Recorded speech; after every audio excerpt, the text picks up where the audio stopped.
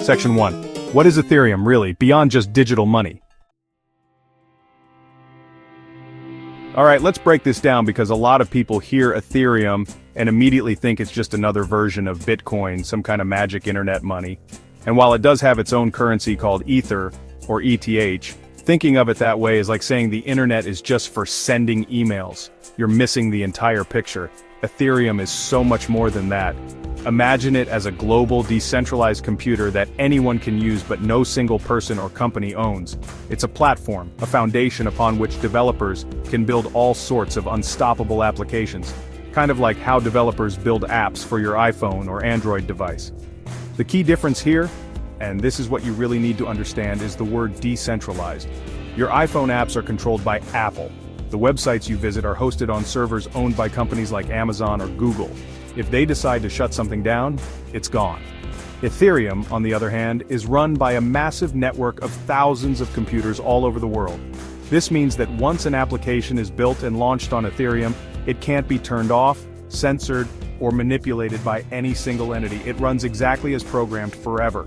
This concept of a world computer is the fundamental revolution that Ethereum introduced. So, when you buy Ether, or ETH, you're not just buying a digital coin that you hope goes up in value, although that's certainly part of the appeal for many people. You're buying a piece of this decentralized world computer. ETH is the fuel, the gas, that powers the entire network. Every time someone wants to use an application on Ethereum, whether it's to send money, create a digital collectible, or take out a loan, they have to pay a small fee in ETH. This creates a constant demand for the currency, giving it a real utility that goes far beyond simple speculation. It's the lifeblood of this new digital ecosystem. Think of it this way. Bitcoin is like digital gold. It's a secure store of value. A fantastic innovation in its own right, designed to do one thing and do it exceptionally well, be a secure, decentralized currency. Ethereum, however, is more like a digital Swiss Army knife. It can do what Bitcoin does, acting as a form of money, but it can also do thousands of other things thanks to its programmability. It's a blank canvas for developers to create new financial systems, new forms of digital ownership, and new ways for people to interact online without needing to trust a middleman. That flexibility is what makes it so incredibly powerful and special. Section 2. The roller coaster history, from a white paper to a global force. The story of Ethereum starts with a brilliant young programmer named Vitalik Buterin. Back in 2013, Vitalik, who was heavily involved in the Bitcoin community, saw a limitation. He realized that while Bitcoin's blockchain was revolutionary for money, the underlying technology could be used for so much more. He envisioned a single blockchain that could be programmed to do anything you could imagine. He wrote his ideas down in a document called a white paper and shared it with the world. The idea was so compelling that it quickly attracted a team of co-founders, and, in 2014, they launched a massive crowdfunding campaign, selling ETH to raise the funds needed to build this ambitious project. After a ton of hard work and development, the Ethereum network officially went live in July 2015. It was the moment of truth, and it worked. Developers started to get excited and began building on this new platform, but it wasn't all smooth sailing. In 2016, a major project built on Ethereum called the DAO, which was like a decentralized venture capital fund, got hacked due to a bug in its code. An attacker drained a massive amount of ETH, worth about $50 million at the time. This was a huge crisis for the young network and threatened to destroy its reputation completely. The community faced a difficult choice. Should they turn back the clock on the blockchain to reverse the hack, or should they stick to the principle that the code is law, even if it leads to a bad outcome? The community was deeply divided. Ultimately, the majority voted to intervene and reverse the transaction, returning the stolen funds to their original owners. This decision was controversial and led to a split or hard fork in the blockchain.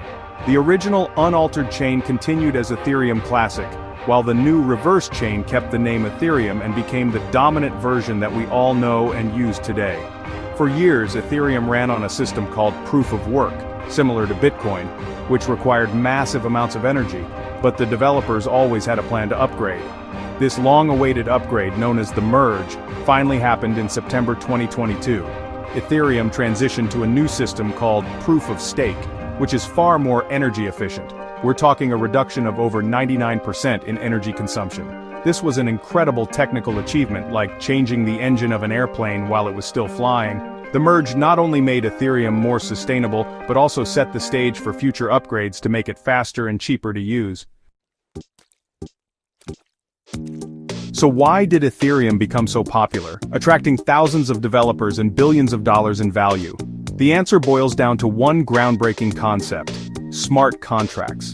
A smart contract is just like a regular contract in the real world, but it's written in code and lives on the blockchain. Instead of relying on lawyers and courts to enforce the terms, a smart contract automatically executes itself when certain conditions are met. For example, you could create a smart contract that releases payment to a freelancer as soon as they submit their completed work.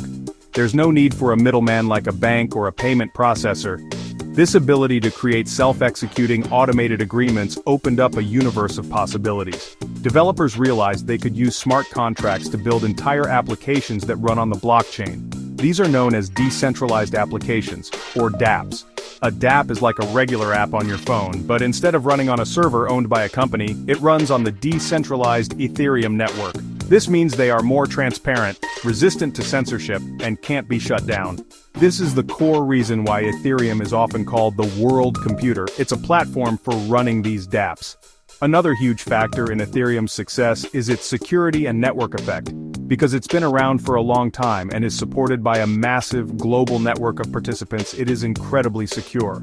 Hacking the Ethereum network itself would be practically impossible and prohibitively expensive. This security gives developers and users the confidence to build and invest in the ecosystem. As more people build on and use Ethereum, it becomes more valuable and secure, which in turn attracts even more people.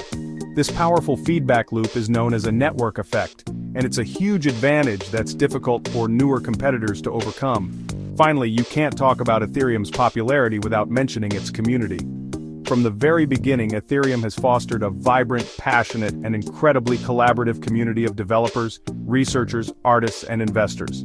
This community is constantly pushing the boundaries of what's possible, creating new standards, and building open-source tools that make it easier for everyone to participate.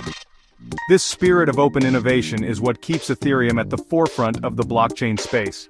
It's not just a technology, it's a global movement of people working together to build a more open and decentralized internet. Alright, so you're interested in owning a piece of this world computer. How do you actually do it? It might sound complicated, but it's gotten a lot easier over the years. The most common way for beginners to buy ETH is through a centralized cryptocurrency exchange. Think of these like a stock brokerage for digital assets. Some of the biggest and most reputable names you'll see are Coinbase, Kraken, and Gemini. The first step is to create an account on one of these platforms, which usually involves providing some personal information and verifying your identity, similar to opening a bank account. Once your account is set up and verified, you'll need to connect a funding source. This is typically your bank account, a debit card, or a wire transfer. With your account funded with regular money like US dollars or euros, you can navigate to the trading section of the exchange. You'll look for the ETH or Ethereum ticker symbol, enter the amount you want to buy, and execute the trade. And just like that, within a few clicks, you've purchased your first Ethereum. Selling is just as straightforward. You simply do the process in reverse, selling your ETH for cash and then withdrawing it to your bank account. Now this is the important part, storing your ETH safely. When you buy ETH on an exchange, they hold it for you in a custodial wallet. This is convenient, but it also means you're trusting the exchange's security.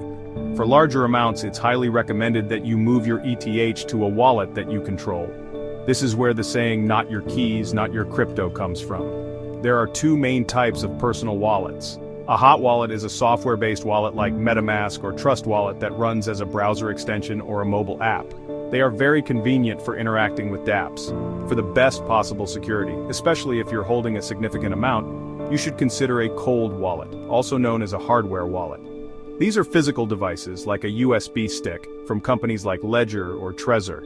They keep your private keys completely offline, making it impossible for hackers to access your funds over the internet. To send a transaction, you have to physically connect the device and approve it. While it's an extra step, the peace of mind it provides is absolutely worth it. Managing your own crypto means being your own bank, so taking security seriously is non-negotiable. So, what are people actually doing with this world computer? The applications are exploding, and one of the biggest areas is decentralized finance, or DeFi. DeFi aims to rebuild the entire traditional financial system, lending, borrowing, trading, earning interest, but without the banks and middlemen. Using dApps on Ethereum, you can take out a loan, earn interest on your holdings, or trade assets with anyone in the world, all through smart contracts. It's an open, transparent, and accessible financial system that's available to anyone with an internet connection, which is a truly revolutionary idea. Another massive use case that has taken the world by storm is NFTs, or non-fungible tokens. An NFT is a unique digital token on the blockchain that can represent ownership of pretty much anything, from a piece of digital art to a concert ticket or even a deed to a house. Before NFTs, it was impossible to prove true ownership of a digital file because it could be endlessly copied. Ethereum's smart contracts allow for the creation of verifiably scarce and unique digital items, which has created entirely new economies for artists, musicians, and creators, allowing them to connect directly with their fans. The world of gaming and the metaverse is also being transformed by Ethereum. In traditional games, any items you buy or earn are trapped within the game and controlled by the developer. With blockchain gaming on Ethereum, you can truly own your in-game assets as NFTs. You can then trade or sell them on open marketplaces or even use them in other compatible games. This creates a more player-centric economy. The metaverse, which is a vision for a persistent shared virtual world, relies heavily on this concept of digital ownership for things like virtual land, avatars, and clothing, all powered by platforms like Ethereum. In the end, learning about Ethereum is about more than just understanding a new type of digital money. It's about understanding a fundamental shift in how we can organize and interact online. It's a technology that introduces programmability, scarcity, and true ownership to the digital world. It allows for the creation of systems that are more transparent, fair, and resistant to control by any single entity. Whether it's through DeFi changing finance, NFTs changing art and ownership, or dApps creating new social platforms, Ethereum's impact is already immense. Understanding it is key to understanding the future of the internet and finance.